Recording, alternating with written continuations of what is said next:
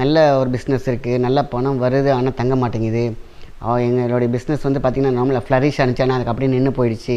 வீட்டில் வந்து பார்த்திங்கனாக்கா எவ்வளோ தங்கம் வச்சாலும் பார்த்திங்கன்னா அடகுக்கு போயிடுது. நிறைய பேர் கேட்டிருக்கீங்க இதுக்கான சொல்யூஷன். கண்டிப்பாக எல்லாத்துக்கும் மேக்ஸிமம் பீப்புள்ஸ் இதை கேட்குறாங்க. காரணம் வீட்டில் உள்ள பீடை, அதாவது சிறுநாக அப்படின்னு சொல்லுவாங்க, சிறுநாகப்பீடை அப்படின்னு சொல்லுவாங்க. இந்த சிறுநாகப்பீடைனா நாகத்துக்கு ஈக்குவலான ஒரு விஷம் இருக்கும். இந்த விஷம் தான் ஈக்குவலான கந்திருஷ்டி. இந்த கந்திருஷ்டி பீடை அப்படிங்கிறது வந்து பார்த்திங்கன்னா பல கெட்ட வாடை அடிக்கக்கூடிய பீடை. அப்படின்னா வீட்டில் தெய்வங்கள் இருக்கும் பொழுது அவங்களுக்கு இந்த மாதிரியான வாசங்கள், அதாவது வாசங்கள்னால் அந்த மாதிரியான நாற்றங்கள் பிடிக்காது. அப்போ தெய்வம் வீட்டில் தங்குறதே கிடையாது, லட்சுமி கடாட்சம் அப்புறம் எப்படி இருக்கும்? அதனால தான் வீட்டில் எப்பொழுதும் நறுமணம் வீசிக்கிட்டே இருக்கணும். தான் சாம்பிராணி, ஊதுபத்தி இந்த மாதிரி காமிச்சிட்டே இருந்தாங்க அந்த காலத்தில். இன்றைக்கெலாம் அது ரொம்ப ரொம்ப குறைவு. முக்கியமான ஃபங்க்ஷன் அப்போ தான் நம்ம வந்து ஊதுபத்தியே காட்டுறோம், சாம்பிராணி போகிறோம். சிலர் வீட்டில், நான் எல்லார் வீட்லேயும் சொல்ல வரல.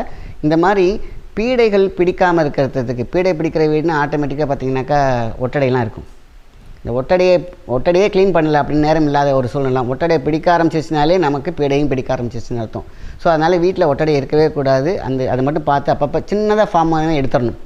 அப்புறம் பார்த்திங்கன்னா சாம்பிராணி. இந்த சாம்பிராணிங்கிறது மிகப்பெரிய ஒரு அதாவது இந்த மாதிரி பீடை ஓட்டுறதுக்கான, அதை நவுத்துறதுக்கான ஒரு பெரிய காரணி பால் சாம்பிராணி. இன்றைக்கி கெமிக்கல் நிறைய பவுடர்ஸ் போடுறாங்க புகைக்காக. அதெல்லாம் வந்து நம்ம தீங்கு இருந்தாலும் நம்ம பால் சாம்பிராணியை வாங்கிட்டு வந்து வீட்டில் வெள்ளிக்கிழமை நம்ம கண்டிப்பாக ஏற்றணும். இந்த மாதிரியான பீடைகள் விலகும். வெள்ளிக்கிழமை சாம்பிராணி போடுங்க. அதையோட அந்த சாம்பிராணியோட நம்ம என்ன சொல்லணும், மருதாணி விதை பவுடர் சேர்த்துக்கோங்க. சாம்பிராணி பால் சாம்பிராணியோட மருதாணி விதையை நல்லா அரைச்சி உள்ளே போட்டுக்கோங்க. வெண்தாமரை இல்லைன்னா சிவப்பு தாமரையை காய வச்சு பவுடர் எடுத்துக்கோங்க. அதுதான் பார்த்திங்கன்னா டிஷாண்டனா மாதிரி, குளத்தில் டிஷாண்டனா பல தாது சத்துக்களை உரியக்கூடிய நேச்சுரல் இயற்கை இறைவன் கொடுத்த வரம். வெள்ளை தாமரை, சிவப்பு தாமரை எல்லாமே வந்து பார்த்திங்கன்னா டிஷாண்டனா. ஒரு குளத்தில் எத்தனை டிஷாண்டனா இருந்துச்சுன்னா அந்த தண்ணீர் எப்படி இருக்குன்னு பார்த்துக்கோங்க. அந்த தண்ணியில் அவ்வளோ பெரிய சக்தி உண்டு. அதனால தான் அந்த தாமரை வெள்ளையாக இருக்கட்டும் சிவப்பாக இருக்கட்டும் நம்ம அதை பறிச்சுட்டு வந்து காய வச்சு, இல்லைன்னா நம்ம பூ மார்க்கெட்டில் கேட்டிங்கன்னா தருவாங்க, எடுத்து காய வச்சு பவுடர் பண்ணிக்கோங்க. பவுடர் பண்ணிக்கிட்டு மருதாணி விதை, வெள்ளை தாமரை, கொஞ்சம் பச்சை கற்பூரம் சேர்த்துக்கோங்க.